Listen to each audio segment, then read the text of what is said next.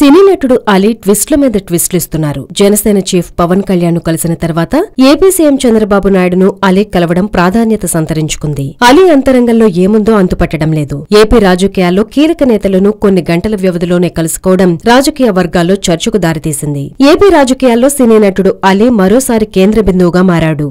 వైసీపీలో అలీ చేరుతారనే ప్రచారం సాగుతున్న తరుణంలో ఆదివారం అలీ జనసేన చీఫ్ పవన్ కళ్యాణ్ ను కలవడం రాజకీయంగా చర్చకు దారితీసింది. ఈ నెల 9వ తేదీన వైసీపీలో అలీ చేరతారనే ప్రచారం సాగుతోంది. ఈ తరుణంలోనే పవన్ కళ్యాణ్ తో అలీ 2 గంటల పాటు సమావేశమయ్యారు.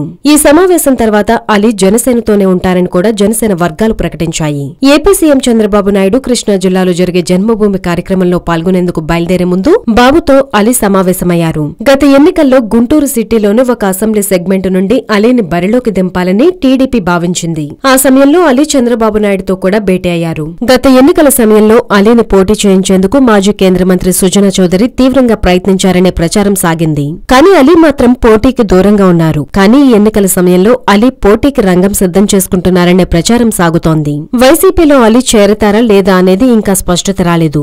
జనసేనతోనే అలీ ఉంటారని జనసేన వర్గాలు కూడా ప్రకటించాయి. పవన్ కళ్యాణ్ కు అలీ అత్యంత సన్నిహితుడుగా పేరుంది. జనసేన విజయవాడ కార్యాలయం ఏర్పాటు చేసిన సమయంలో అలీ కూడా ఆ కార్యక్రమంలో పవన్ తో పాల్గొన్న విషయం తెలిసిందే. పవన్ ను కలిసిన తర్వాత అలీ చంద్రబాబు నాయుడును కలవడం ఏపీ రాజకీయాల్లో హాట్ టాపిక్ గా మారింది. అసలు అలీ ఏ పార్టీలో చేరతారు, అసలు అలీ అంతరంగం ఏంటనే విషయంపై స్పష్టత రావాల్సి ఉంది. హలో, మిమ్మల్నే యోయో టీవీ యాప్ డౌన్లోడ్ చేసుకున్నారా? ఇంకా లేదా? మీ యాప్ స్టోర్ కి వెళ్ళి వెంటనే డౌన్లోడ్ చేసుకోండి.